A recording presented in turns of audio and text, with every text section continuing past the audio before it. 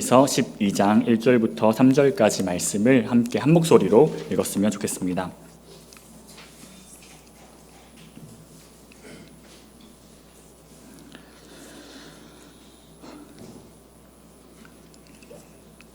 다니엘서 12장 1절부터 3절입니다.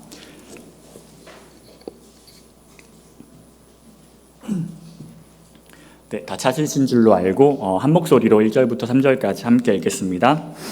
그때에 내 민족을 호위하는 큰 군주 미가엘이 일어날 것이요 또 환난이 있으리니 이는 개국 이래로 그때까지 없던 환난일 것이며 그때에 내 백성 중 책에 기록된 모든 자가 구원을 받을 것이라.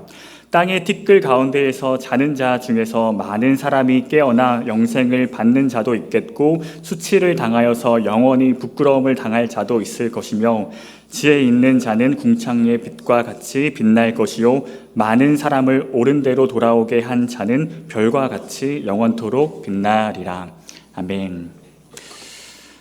우리는 살아가면서 나 자신을 위해서 또 기도하기도 하지만 주님을 더욱더 깊이 알아가면 알아갈수록 나를 위해서 기도하는 시간보다 훨씬 더 많은 시간을 우리의 가족들을 위해서 또 우리의 형제 자매들을 위해서 기도하는 법을 배우게 됩니다. 내가 완전히 주님의 뜻을 깨달을 수 있을지 이해할 수 있을지는 잘 모르겠지만 이 땅에 오신 주님의 뜻이 무엇인지를 이해하는 사람들은 더 이상 나 자신을 위해서 살지 않고 주님처럼 남을 위해서 살아가려고 합니다. 이 땅에서 생육하고 번성하라라고 하는 하나님의 명령의 의미를 이해한 사람들은 그렇게 태어난 자녀들을 옳은 길로 인도하기 위해 양육하는 삶을 살게 되어, 양육은 나를 위한 것이 아니라 우리 자녀들을 위한 거죠. 하나님을 예배하는 삶의 의미를 아는 사람들은 그 예배가 나를 위해서가 아니라 이 자리에 함께 참여하는 다른 예배자들을 위해서 예배를 준비하게 됩니다. 다른 이들을 섬기는 마음으로 예배하는 거예요.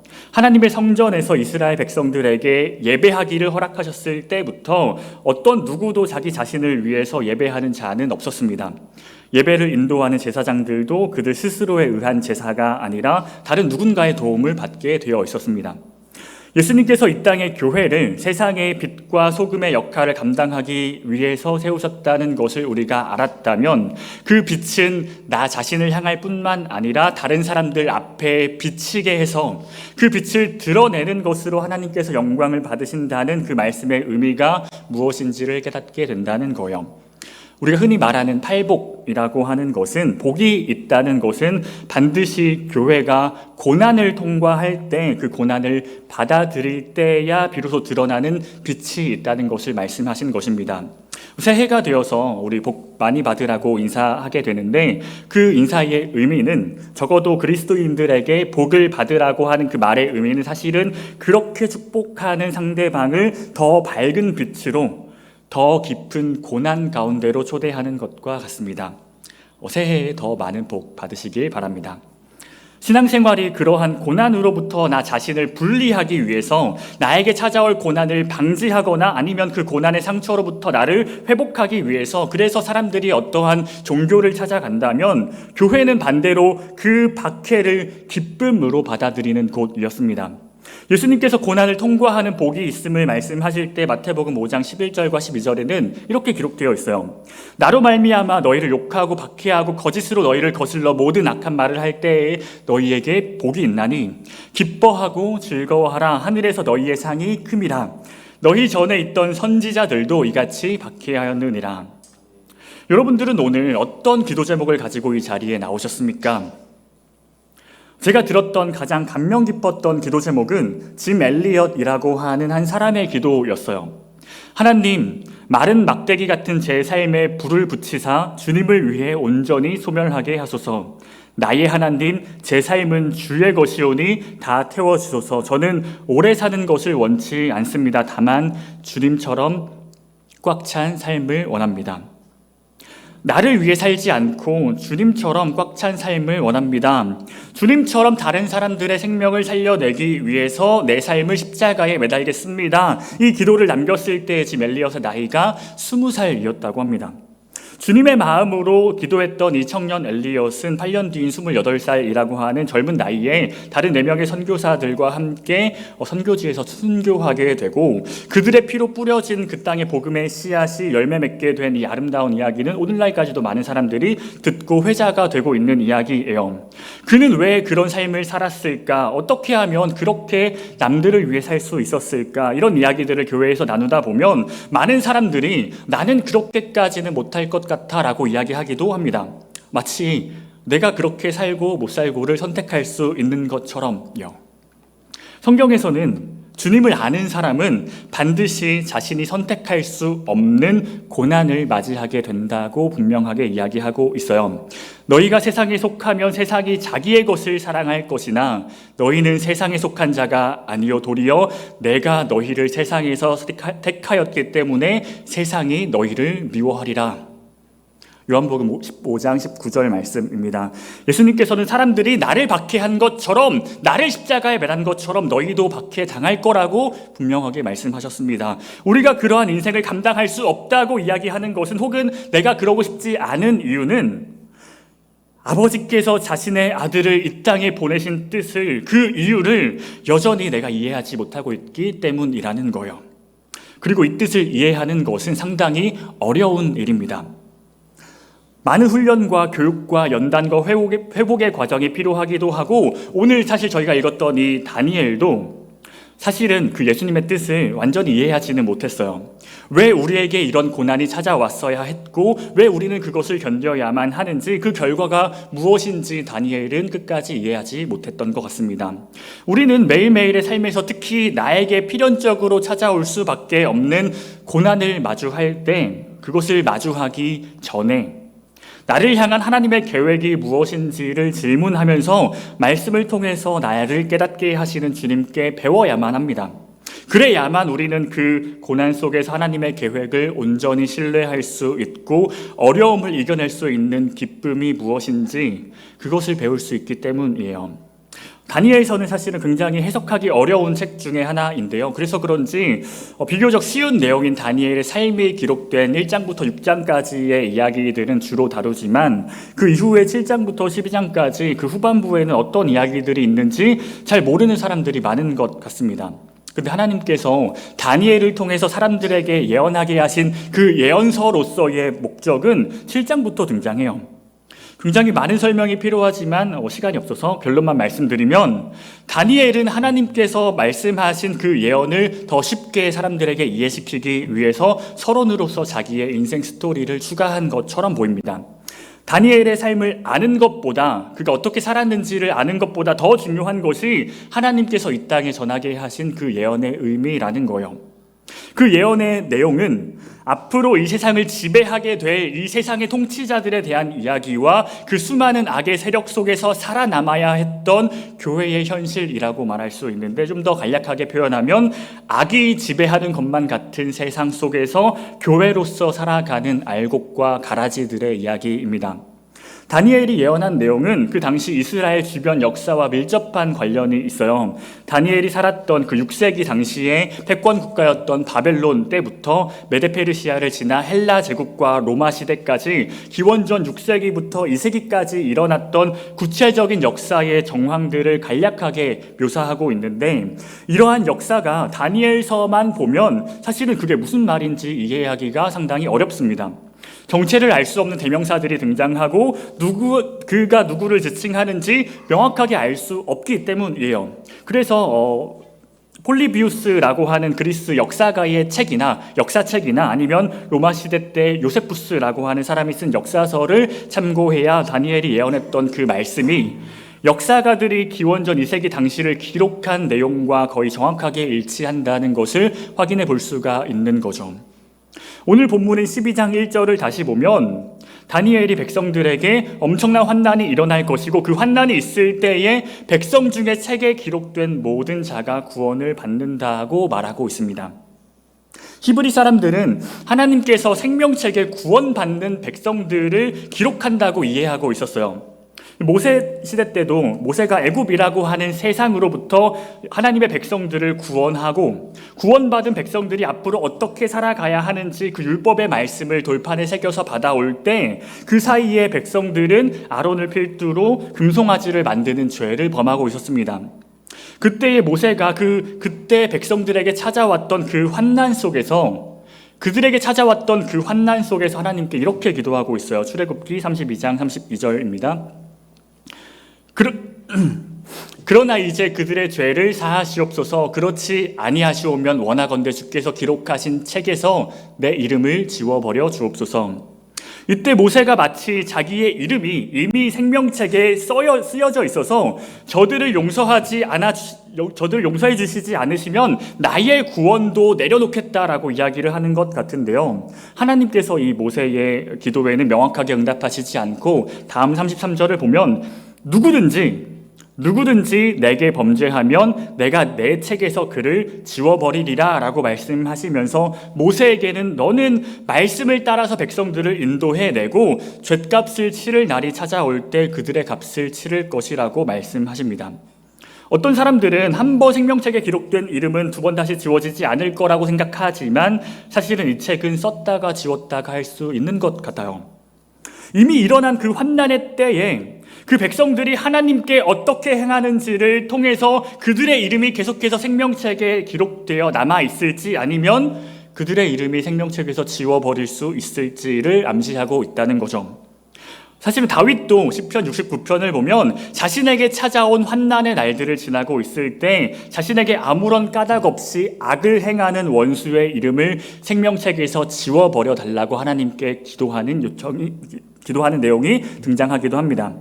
이때의 원수들은 그 블레셋 같은 이방 백성들이 아니라 다윗을 사랑했어야 했음에도 그를 미워했던 같은 생명책에 적혀 있는 이스라엘 민족이었어요. 다니엘서 12장 2절을 보면 환난의 때에 이 생명책에 적힌 이름이 그대로 남아서 영원한 생명을 얻을 자들과 또 반대로 영원한 수치를 당할 자들이 있다라고 이야기를 하고 있는데요. 이 땅을 살아가다가 죽고 다시 부활하는 두 종류의 사람들의 이야기입니다. 여기서 말하는 그 부끄러움, 수치라고 번역된 이 단어는 구약에 딱 2번밖에 등장하지 않는 단어인데 다니엘서 여기서 한 번, 그리고 이사야서의 맨 마지막 구절인 66장 24절에는 이렇게 쓰여져 있습니다. 그들이 나가서 내게 패역한 자들의 시체들을 볼 것이라. 그 벌레가 죽지 아니하며 그 불이 꺼지지 아니하여 모든 혈육에게 가증함이 되리라. 여기서 말하는 이 가증함이 바로 다니엘서에서 말하는 영원한 수치, 그 부끄러움이라는 거예요. 패역한 자들의 시체가 영원히 남기 때문에 그것을 먹는 벌레들이 죽지 않고 다 태우면 꺼져버려야 할 불도 그 시체가 영원하기 때문에 꺼지지 않는다고, 그 영원한 가증함을 받는 백성들이 있다는 것입니다.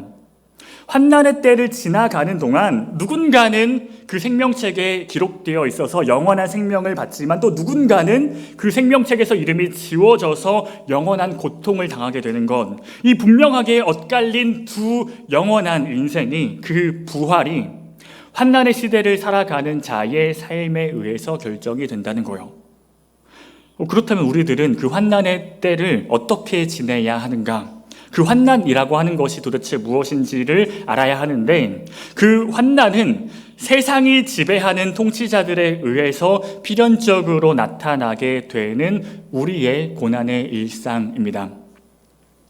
다니엘서의 배경에서는 기원전 2세기 때 있었던 역사적 정황들을 예언할 때 그 구약과 신약 사이의 중간기 역사죠. 그 중간기 역사는 수요복음 맛집을 참고해 주시면 좋을 것 같고요.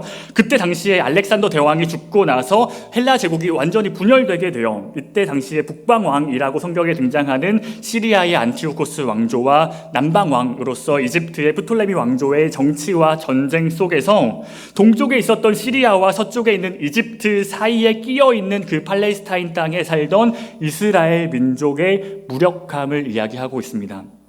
이 사건은 외경 중에 하나인 마카비서라고 하는 책에 구체적으로 기록되어 있는데요. 그 책을 보면 하나님의 언약을 소중하게 간직하던 그 언약 백성들이 그들이 말씀을 더 이상 지키지 못하도록 헬레니즘 문화를 강제하는 세상과 대적하는 자들, 그리고 그렇게 죽어갔던 사람들의 이야기가 기록되어 있는데요. 그 당시에 이스라엘 민족이 얼마나 큰 고난을 겪어야만 했는지, 세상의 잔혹함과 그 시대 속에서 순교했던 이들의 역사가 기록되어 있는데, 그런 환난 속에서 누군가는 그렇게 언약 백성으로서 말씀을 지키기 위해서 맞서 싸우고 장렬하게 순교하기도 하지만, 또 누군가는 그런 혼란을 틈타서 백성들을 착취하고 정치적인 이득을 취하고자 세상과 결탁해서 권력을 이용하는 이스라엘의 지도자들이 있었습니다. 뉴스를 보면 가끔씩 그런 사람들이 나와요. 요새 되게 많이 나오는 것 같은데, 자신의 이득을 위해서 세상에 굽신거리고 있는 종교 지도자들, 그리고는 뻔뻔하게도 하나님을 예배한다고 성도들을 위하는 척 그들을 이용하는 사람들이 있습니다. 다니엘서 11장 32절을 보면 이런 말씀이 기록되어 있습니다. 그가 또 언약을 배반하고 악행하는 자를 속임수로 타락시킬 것이나 오직 자기의 하나님을 아는 백성은 강하여 용맹을 떨치리라. 이 다니엘서 11장이 그 2세기 당시의 구체적인 역사들을 기록해 놓은 이야기, 예언한 이야기들인데, 여기서 말하는 이 그라고 하는 사람은 역사적으로는 에피파네스라고 하는 안티오코스 4세 왕을 가리키고 있어요. 그가, 그 왕이 언약을 배반하고 악행하는 자라고 하는 하나님의 언약 백성들 중에서 하나님과의 약속을 저버리고 악을 행하도록 그들을 속임수로 타락시켜서 세상이 만든 그 환난의 때를 통과하는 동안 교회 안에 있는 성도들을 속여서 자신의 형제 자매들을 억압하는 일에 그 교회를 사용하고 있다는 거예요. 그런 말도 안 되는 상황 속에서 오직 자기의 하나님을 아는 백성들이 남아 있었는데, 이어서 뒤에 33절을 보면 백성 중에 지혜로운 자들이 많은 사람을 가르칠 것이나 그들이 칼날과 불꽃과 사로잡힘과 약탈을 당하여 여러 날 동안 몰락하리라 라고 예언하고 있습니다. 이 하나님을 아는 백성들은 지혜로운 자라고 하는 사람들로 많은 사람들에게 하나님을 가르치는 자들이에요. 그들에게 배우는 많은 사람들은 칼과 불과 감옥에도 갇히고 재산도 빼앗기는 약탈의 일들을 감당하고 끝내는 죽기까지 한다고 합니다.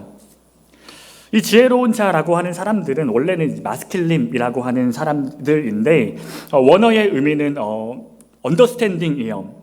이 언더스탠딩은 두 가지 의미를 가지고 있어요. 하나는 이해를 받다, 내가 이해하다가 있고, 또 하나는 이해시키다 라는 뜻이 있습니다. 하나님께서 이해시키는 자들이었고, 또 동시에 사람들을 이해할 수 있도록 가르치는 자의 역할을 감당했던 사람들이 바로 이 마스킬림, 지혜로운 자들이라고 하는 사람들입니다. 하나님께 지혜를 받아야 하고 동시에 받은 지혜를 나누어주는 역할을 감당하는 사람들이에요. 다니엘이 대표적으로 세상을 향해서는 굉장한 지혜자인 것처럼 세상에서 인정을 받지만, 하나님 앞에서는 계속해서 질문하면서 말씀을 쉽게 깨닫지 못하는 어리석은 자의 모습처럼 등장해요. 그 다니엘이 바로 이 마스킬림이었습니다. 하나님께 계속해서 가르침을 받아야 하고, 또 동시에 이 땅에서 계속해서 사람들을 가르쳐야 하는 사람, 학생이자 동시에 교사로서 살아가야 하는 사람인 거죠. 하나님께서 가르쳐 주시지 않으면, 그분께 배우지 않으면 그의 가르침은, 그가 가르치는 이야기들은 아무런 쓸데가 없는 거죠. 예수님께서도 천국은 아버지의 때에 주어지고 자신은 모른다고, 나는 아버지께로부터 들어야 한다라고 이야기하신 것처럼, 오늘날로 비유하면 말씀을 가르치는 목회자나 교사 같은 사람들이 그래요. 많은 사람들을 가르쳐야 하지만 또 동시에 끊임없이 하나님께 배워야만 합니다. 제가 지금 요즘에 이제 초등부 교사를 하고 있는데, 이번에 이제 공과 교재를 바꾸면서 예배 형식을 되게 많이 좀 바꾸게 되었던 것 같아요. 그래서 변화에 민감한 아이들이 특히 이제 기존과 다른 상황에 처했을 때 굉장히 좀 불안해 하거든요. 원래는 이제 예배 시작 전에 아이들과 막 장난치고 떠들다가 시간이 되면 예배가 시작이 되었다가, 지난주에 처음으로 이제 예배 시작 5분 전에 기도하라고 어떤 영상을 틀어줬어요. 그래서 아이들이 처음에 그 영상을 보자마자 이런 거 없었는데 하면서 갑자기 뭐지? 라고 하면서 힐끔힐끔 주변을 쳐다보기 시작하고, 제 옆에 앉은 친구들도 저를 계속 보는 거예요, 부담스럽게. 그때 제가 이제 그 상황에서 아이들이 보는 그때에 딴짓을 하거나 휴대폰을 보고 있거나 그런다면, 아이들은 그 낯선 상황을 마주할 때 이 시간이 저 앞에 영상처럼 기도해야 하는 시간이 아니라 내가 하고 싶은 것을 마음대로 해도 괜찮은 시간이겠구나라고 치부해버릴 가능성이 있는 거죠. 그렇다면 저도 한 사람의 교사로서 마스킬림이라면 당연히 그 상황에서 마땅히 나를 위해서 내 시간을 쓰는 게 아니라 그 어린 아이들을 가르치기 위해서 보여주어야 할 본을 보이는 거예요. 기도하는 시간에는 기도하는 거죠. 율동을 해야 할 때는 내가 정말 몸치고 부끄러워도 율동을 따라하고, 말씀을 읽어야 하는 때는 말씀을 읽고 마땅히 가르치기 위해서는 내가 먼저 순종하는 것이 필요합니다. 그 모습을 지켜보는 사람들이, 그 많은 사람들이 배울 수 있도록. 물론 제가 그렇게 한다고 아이들이 꼭 그 모습을 그대로 따라하는 것은 아니에요. 그런데 배우고자 하는 사람들은 배우겠죠. 그것이 지혜 있는 자들이 살아내는 삶이고, 또한 정직한 마스킬림을 통해서 배워야 하는 다음 세대들, 우리들의 모습이기도 합니다. 그리고 그 마스킬림들을 통해서 하나님께 배우는 많은 사람들이라고 나타나는 그 사람들은 그렇게 마스킬림들의 가르침을 받아서 어떠한 많은 사람들은 자신의 삶의 주인이 하나님이심을 깨닫고 강하고 용맹을 세상에 떨치며 세상에 대해서는 칼과 불과 사로잡힘과 약탈, 끝내는 죽임까지 당하는 그 고난을 통과해야 할지 모르겠지만, 본문 2절에 기록되어 있는 것처럼 그렇게 그들은 잠들었다가 깨어나서 영생을 받게 되겠고, 또 어떠한 많은 사람들은 그런 마스킬림을 통해서 하나님에 대해서 배우고 듣기도 하겠지만 또 가르치기도 하겠지만 여전히 세상의 모습과 닮아 있어서 그들과 결탁해서 정치와 권력과 세상의 유익을 쫓아서 오히려 형제라는 이름으로 부르는 교회를 무너뜨리게 만드는 일에 사용되기도 한다는 거예요. 교회 때문에 교회가 욕을 먹고 외부에 의해서가 아니라 내부적인 문제로 교회가 무너지고 개혁되는 역사는 계속해서 있어 왔습니다. 교회에 바르지 못한 지도자들로 인해서 성숙해야 할 다음 세대가 여전히 미성숙한 채 남아있는 작금의 현실도 있는 거죠.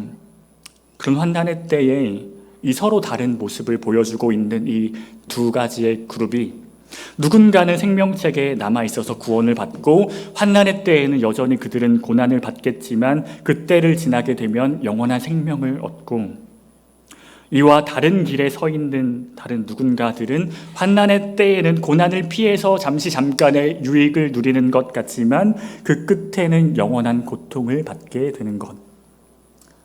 지금의 환난의 시대를 살아가는 저와 여러분들에게도 이 두 갈래의 길이 동일하게 주어져 있습니다.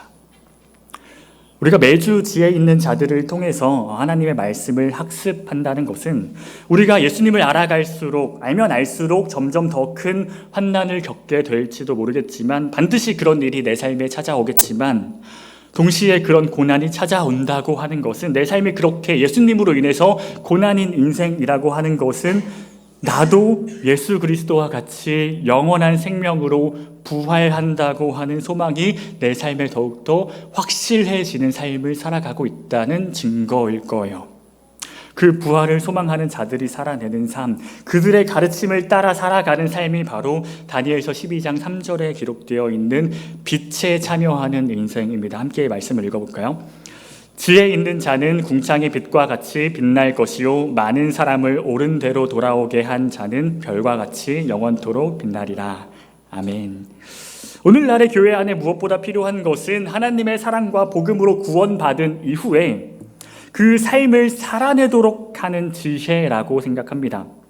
원래 제가 예전에는 지혜서를 계속 설교해 왔어요. 기억하실지 모르겠지만 지혜서라고 불리는 성경이 3권이 있는데요. 욥기, 전도서, 잠언입니다.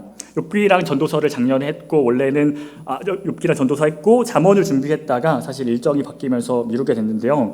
이 3권의 책은, 특히 지혜를 담은 책은 우리가 이전에 받았던 구원과 앞으로 오게 될 하나님의 나라 그 사이에 현재를 살아내고 있는 사람들의 삶의 고민과 해답을 담고 있고, 그 지혜를 가지고 살아가는 삶의 구체적인 모습이 사실은 잠언의 결론인 현숙한 여인의 삶을 통해서 보여주고 있습니다. 그 현숙한 여인은 그리스도의 신부죠.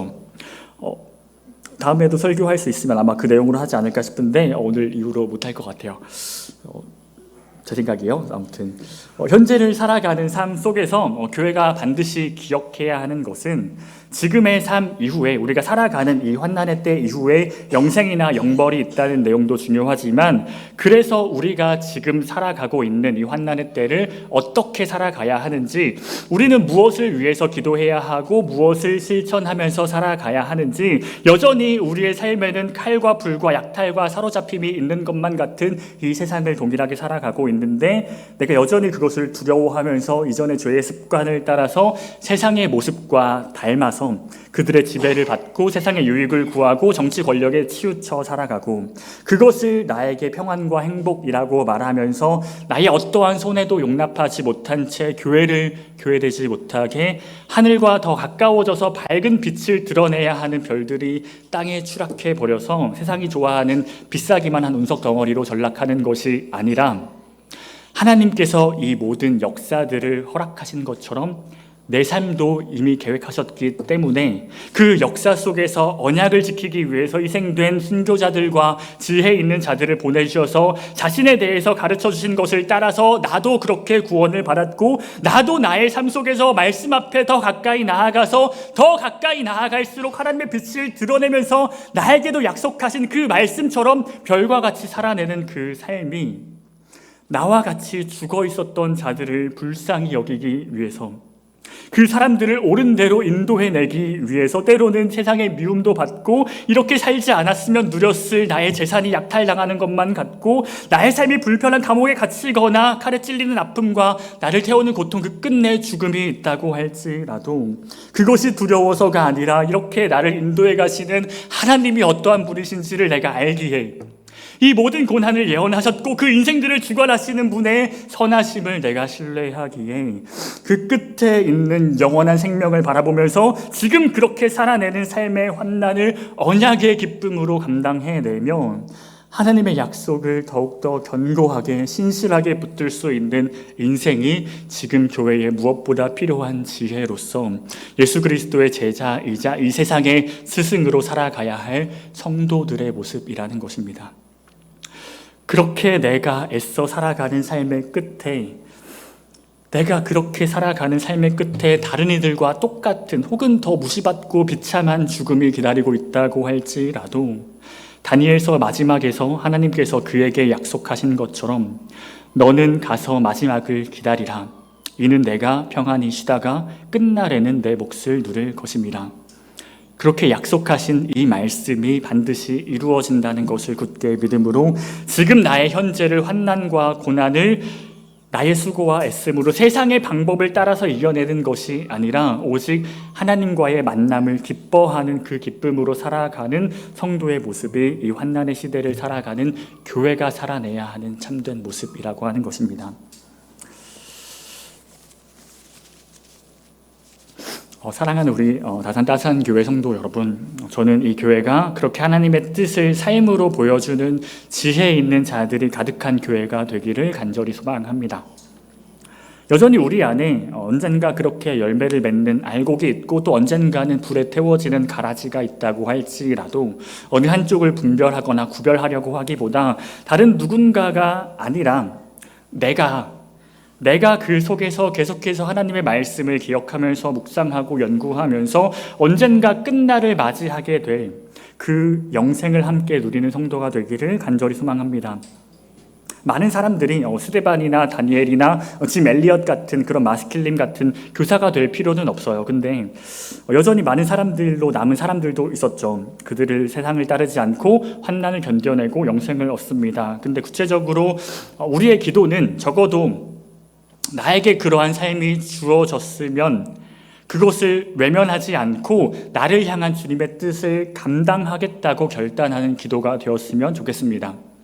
제가 이 다니엘서를 배웠을 때 교수님께서 하셨던 말씀이 계속해서 머리에 남아있어요. 이런 말씀을 하셨거든요. 오늘날의 교회가 평안하고 안전할수록 그러한 우리의 신앙생활의 모습이 어쩌면 원래 교회가 가졌어야 할 정체성을 세상에 팔아넘기는 과정이나 혹은 그 결과이지 않을까 생각하면 너무나도 두렵다고. 지금 내가 누리고 있는 행복과 평안이 하나님으로 인한 것이 아니라 하나님이 없어도 누릴 수 있는 세상의 것이라면 나는 그 수많은 순교자들과 마스킬림들의 희생과 헌신을 받은 수많은 역사들을 알고도 하나님께서 맡기신 이 세상에서 언약의 배반자로 살아가고 있는 것일지도 모르겠습니다. 예수님과 가까워질수록 마주하게 되는 이 세상의 환난은 세상에서는 피해를 당하는 것 같지만 결국에 부활하고 영광스럽게 된다는 하나님의 약속이 더욱더 내 삶에 선명해지는 거예요.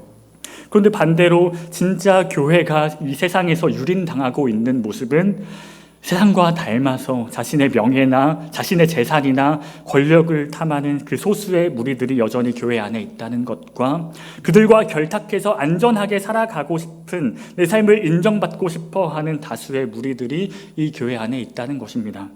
그리고 그런 사람들은 결국에 영생이 아닌 영원한 죽음에 들어간다는 거예요.